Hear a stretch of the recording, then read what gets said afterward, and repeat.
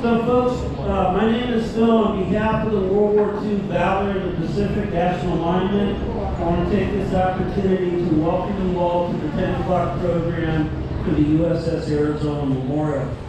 What is going to happen next is you folks are going to go in to see a film.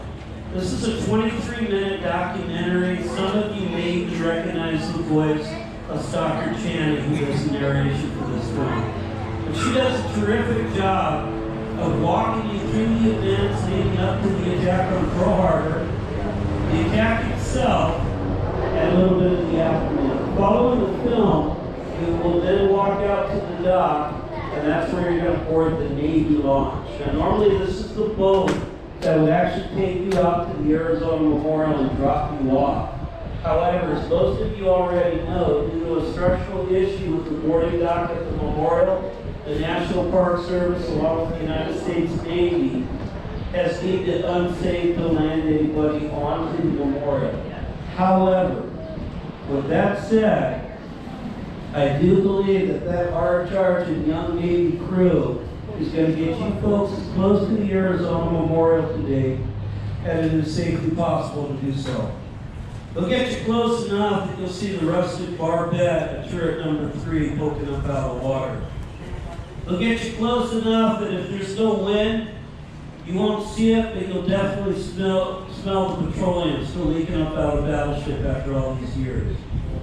But most importantly, they're going to get you close enough that I feel each and every one of you here will be able to pay your proper respects to the over 900 sailors and Marines who lost their life aboard the battleship Arizona on that Sunday morning, December 7, 1941. Those men have been on eternal duty for nearly 77 years. Starting in 1982, their number has been added to. And the reason for that is that was the year that they authorized the interment of Arizona survivors. Since 1982, out of the 335 survivors of the battleship Arizona, and incidentally, there's 5 that are still living, youngest being 94. Since 1982, however, they have had 43 survivors who have passed and had their ashes brought back to the ship. For many of these returnees, not only did they come back to rejoin their fellow shipmates on eternal duty, but they come back to rejoin a brother. There were 38 complete sets of brothers who served aboard that battleship. 23 sets, including a father and son, are on eternal duty aboard USS Arizona. This is a very moving place that you're about ready to head out to. Now with that boat ride, and watch your step as you embark and disembark the vessel. Standing is not permitted at any time while the vessel is underway. We ask that you silence your cell phones and refrain from texting during your time on board. Once we approach the USS Arizona Memorial, the U.S. Navy will maneuver the boat so that everyone has an opportunity to take photos. But again, no standing is permitted for the duration of the ride. If you have any questions during your visit today, please speak with a National Park Service representative after you return to the Visitor Center.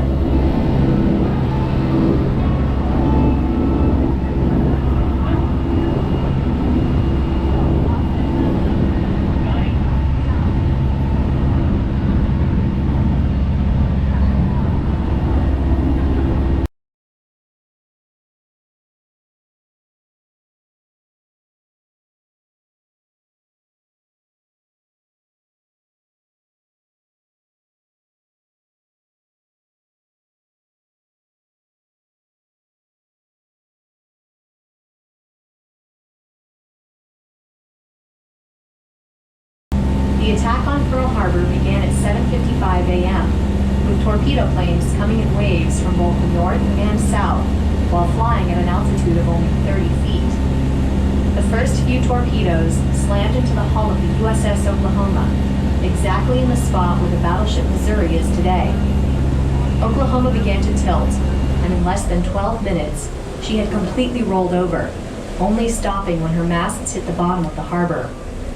She had taken as many as 8 torpedo hits on her port or left side.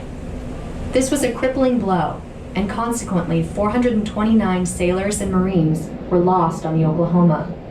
A memorial dedicated to these men was erected on the shoreline, where many of her crew first set foot on Hawaiian soil years ago. The West Virginia, Tennessee, Maryland, California, and Pennsylvania were all damaged to varying degrees during the attack, losing almost 250 crew members among them. Despite sustaining serious damage and settling to the harbor floor following the attack, the West Virginia and California were salvaged and put back into service as well. Both of them would play a vital role in the coming conflict in the Pacific.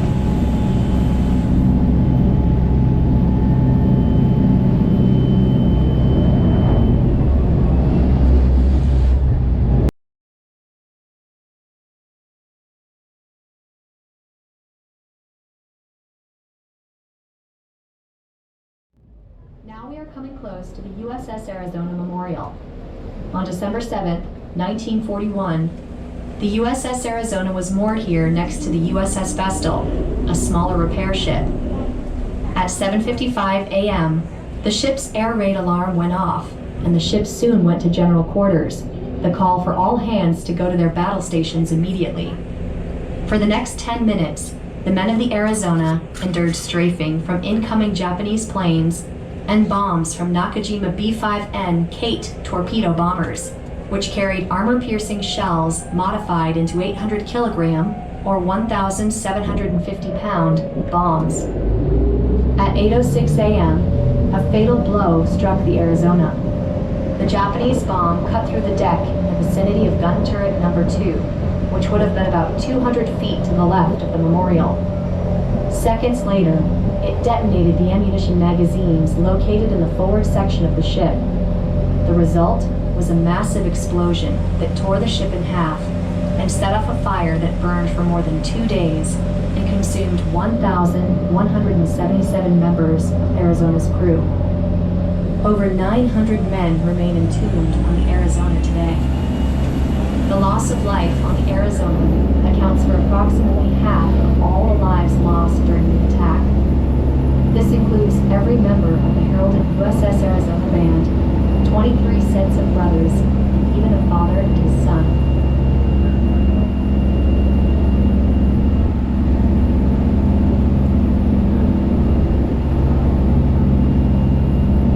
The mighty Arizona was just over 600 feet long in her day, about the length of 2 American football fields. In fact, the white buoy you see to the right of the memorial is tied to the stern of the ship, and the one to the left is tied to its bow. Although she would never be returned to service, 2 of Arizona's gun turrets were salvaged for later use as coastal defenses. The round rusty object you see sticking out of the water to the right of the memorial is the former platform for gun turret number 3. On December 6, 1941, just 1 day before the attack, the USS Arizona had taken on almost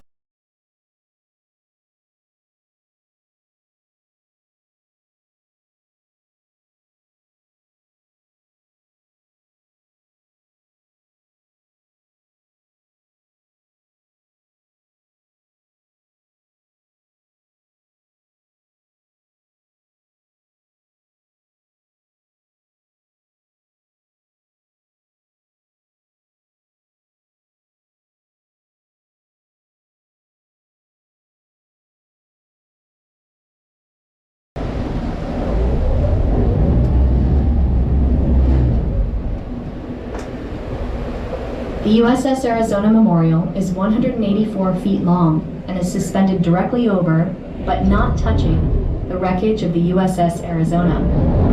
It was completed in 1962 and dedicated on Memorial Day that year. The designer and architect was Alfred Price, who created 3 main parts: the entry room, assembly room, and shrine room. You'll notice that the memorial has 2 peaks on each end and sags in the center. Mr. Price stated that his design represented American pride before the attack, the sudden depression that followed it, and America's eventual rise to victory at the end of the war. At the very back of the memorial, nearest to Ford Island, is the shrine room. Covering its back wall are the names of 1,177 American servicemen who died on board. That is the largest loss of life of any ship in American naval history. It's important to remember that this wasn't just an attack on Pearl Harbor. It was an attack on all of Oahu. 15 minutes before the assault here, Japanese aircraft struck all the military airfields around the island and neutralized American air power. Within the next 15 minutes, they neutralized American naval power here as well. This devastating blow cost the Japanese 29 planes and 56 airmen. On December 7, 1941, Pearl Harbor witnessed the dawn of a new era. As World War II came to American shores, men and women fought and died side by side. Many of them remain in these waters and in the surrounding landscapes for eternity. We, the living, are left to understand their story, remember their sacrifice, and honor their memory.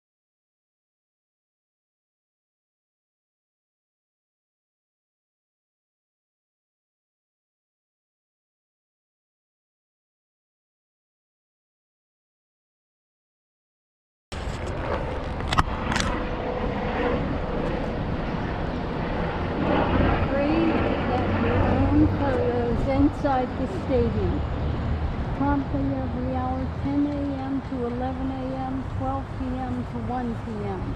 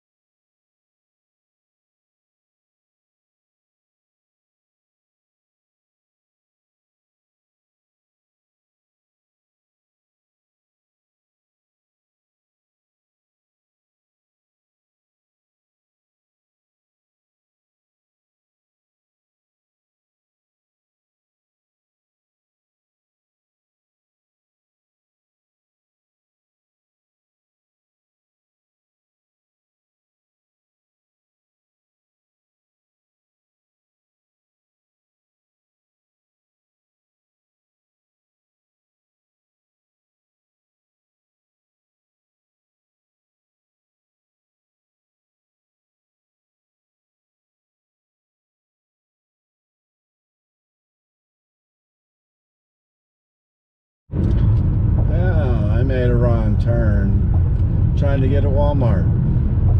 So I'm not sure where we're at, but boy, the greenery and mountains are beautiful.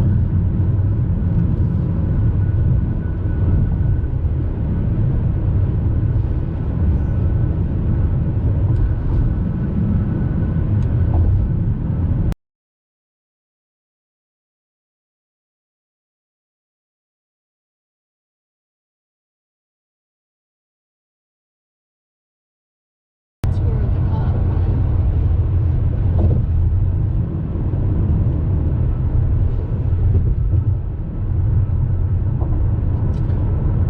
Evidently, okay, I turn on the evidently, I have to go this far just to go back. By getting on the highway I got on.